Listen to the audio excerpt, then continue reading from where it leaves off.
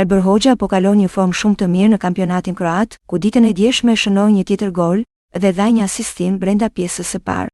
Më parë ai kishte spikatur në derbin ndaj Hajdukut dhe ishte protagonist edhe në sfidën kundër Fenerbahçes.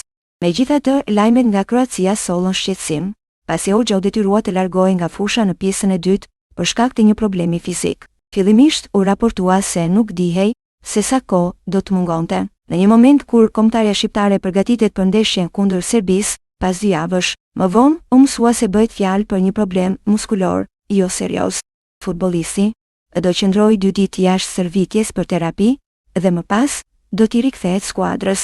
Dëmtimi lidhet me ngarkesën e lartë fizike që ka marrë kohët e fundit, duke luajtur minuta të plota ndryshe nga periudha kur aktivizohej vetëm pjesërisht. Trajneri i Dinamo Zagrebit, Kovačević, e ka vlerësuar kontributin e tij, duke theksuar se besimi i dhënë po shpërblehet me paraqitje të mira. Ai u shpreh se është i lumtur me nivelin e lojtarit dhe shpreson të mos ketë pasoja të rënda nga ky dëmtim. Sipas raportimeve të fundit, Hoxha nuk ka asgjë serioze dhe pritet të rikuperohet shumë shpejt. Ky është një lehtësim për klubin kroat dhe kombëtaren shqiptare, që llogarit shumë tek ai në ndeshjet e ardhshme.